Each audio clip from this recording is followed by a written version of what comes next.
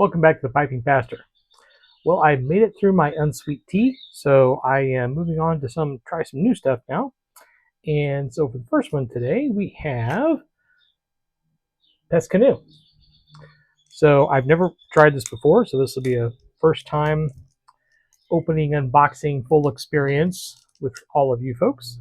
And when this came out a while ago, people were doing reviews of it of the entire line really, and there was some, I guess, consternation about how to pronounce it, and like people were pronouncing this like Pesse Canoe and stuff like that. It's like, no, it's the Pesse Canoe. It's the word is canoe.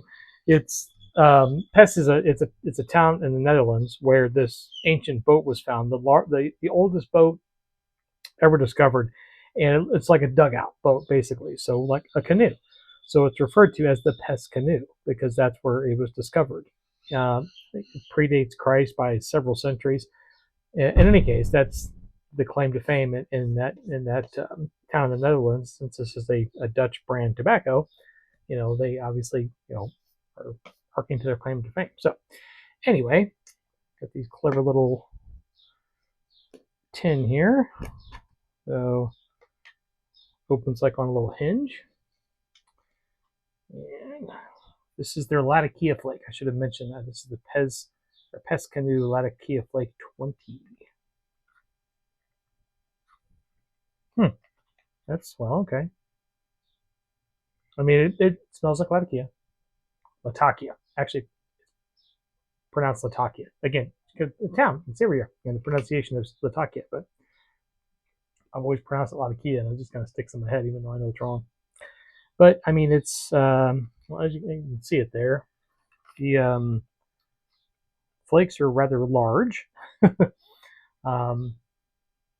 It smells of Latakia, but not overpoweringly so. Honestly, I get more of a Latakia punch from like Northwoods.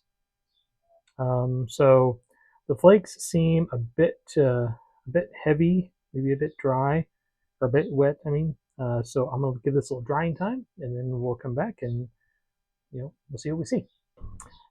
And we are back. So first observation, I thought that the flake was going to be very moist because it felt heavy. When I picked it up, it felt heavy.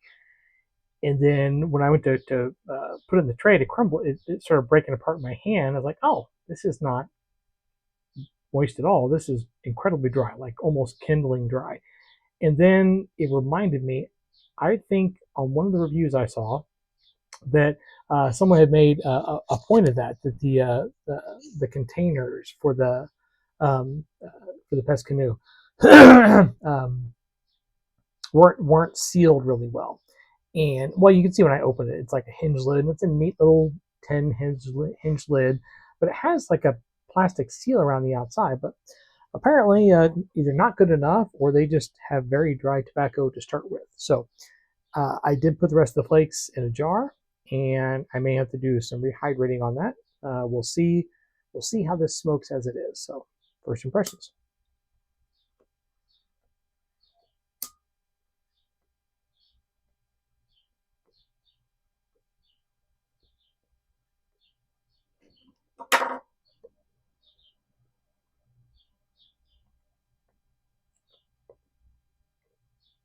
And I am smoking in one of the pipes I typically smoke Latakias in. Latakias. I'm going to keep going back and forth on that.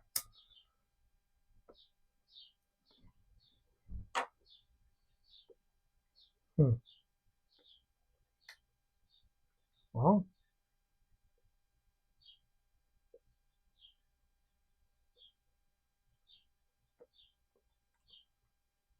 initial impressions like mild Latakia.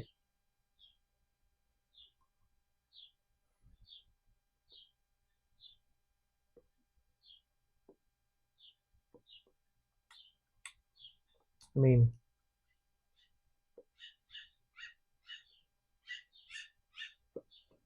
it is really dry.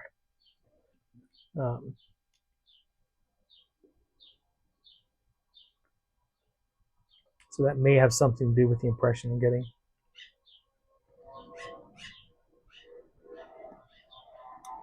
Cold brew coffee, linen shirt. It's 105 today.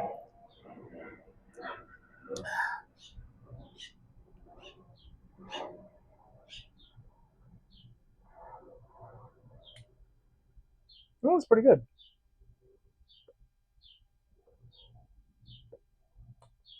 I guess I was expecting a lap bomb, which I would not have had a problem with actually. I kind of enjoy lap bombs, like parrot cake.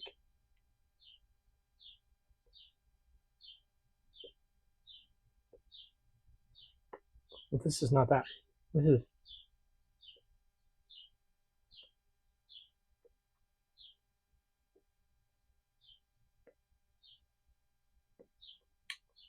tasty but mild.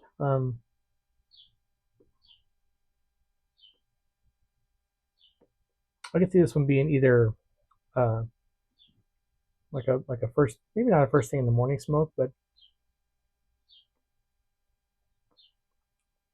definitely one you would not have to wait for the evening for. I mean, here in the middle of the day, it's 105 degrees outside, and I'm still enjoying it. So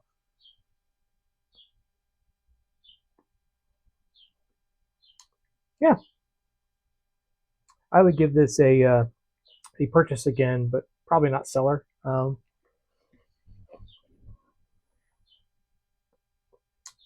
Partly because of the moisture issue. I don't know if that's going to be a problem trying to cellar the tins. Um, it's a bit pricey. Um, and in all honesty, I mean, I would purchase this again if it went on sale or something. But yeah, I don't know if I'd invest in cellaring this.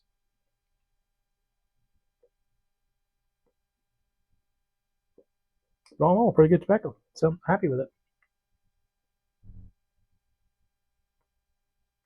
So I am reading now Unfinished Tales. So I'm decided to expand my library by getting into the Legendarium.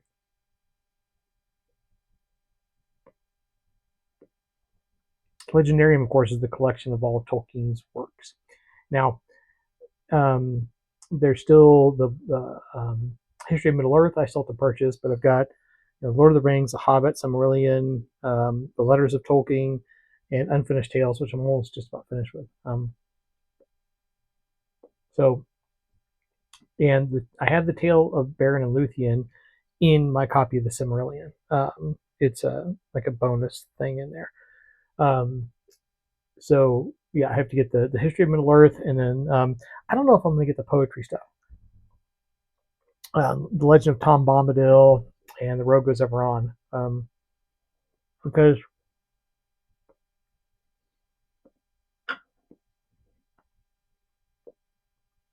all the pertinent poems are already published in the books. That's just a collection of them, with the exception of some of the extra stuff on Tom Bombadil. Um, but Tom Bombadil actually predates the Lord of the Rings. He was part of a children's story that Tolkien shared with his kids, and then added Bombadil in um, to his storyline when he was developing what we now know as the series. So I don't know. I may get those poetry books. I may not, but I'm definitely going to get the History of Middle Earth after this one. In any case, speaking of this legendarium, the collection of works, it got me thinking about the canon, Tolkien's canon, and what that actually means. Because I was thinking, what books do I actually need to get? Should I just get the ones that Tolkien himself wrote and published and therefore signed off on, or a lot of the stuff is done by his son Christopher. Um, and Christopher knew these books in and out. His father bounced ideas off of him. Christopher wrote a lot of the maps. He was intimately involved in these stories from the beginning, and you can see that in the letters of Tolkien. The collection of correspondence I have, a lot of them are with Christopher Tolkien, and they're talking about the book series. And all the stuff that he published are Tolkien's notes, just unpublished notes and thoughts and ideas. The Silmarillion, in point of fact, was never actually published by Tolkien himself. So I was like, I just have to decide for myself what I'm going to consider that I want to have as quote unquote canon. And that's the things that I think that pertain to Middle Earth that were written by Tolkien and edited and compiled by his son Christopher. Because I think that's the closest thing you're going to get to it, to the actual knowledge of what he wanted to convey about Middle Earth. In many cases, there are contradictions. I mean, the ideas developed as they went along. Galadriel's position evolved. His idea about how orcs were created changed over time. And there's some things that he just never really fully fleshed out. So, in any case, so that's what I'm going to be working through now, is my new canon of Tolkien.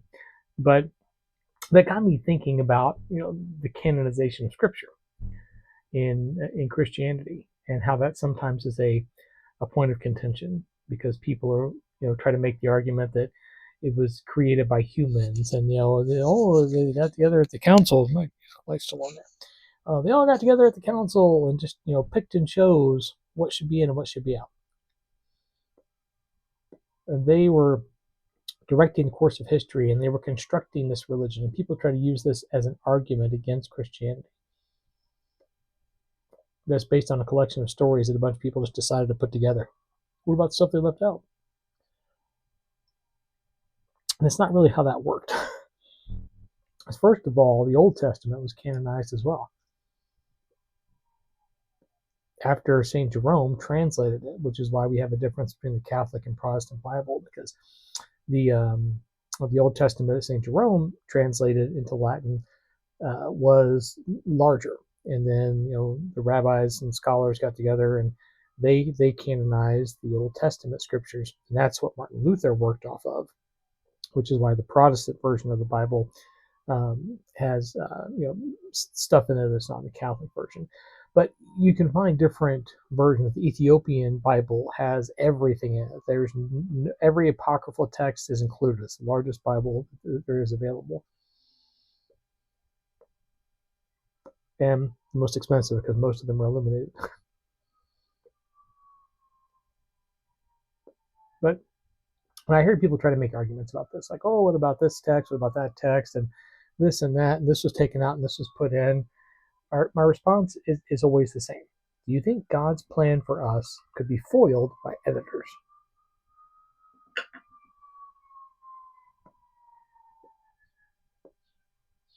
The revelation of God in the Bible is real because it is God speaking to us through the Bible. That's why one scripture can mean something to you today in a certain particular manner, and a month later you can read the exact same scripture and it speaks something else into your life, because it's God speaking to you through the scripture.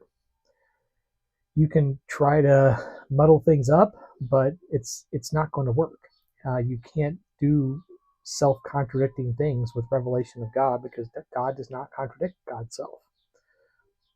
So when we talk about canonizing Tolkien, for example, right? There's opinions. Oh, should you include this? Should you include that? What about this? What about that? That's a human writer, right? And with human intentions. When you have the infallible, all-powerful God revealing God's self to God's creation, I seriously doubt 15, 20 dudes in a room could subvert that. So take the important stuff. Anyway, I'm going to return to this actually rather lovely and mild Latakia Flake and my iced coffee. Hope you have a lovely week. As always, happy reading.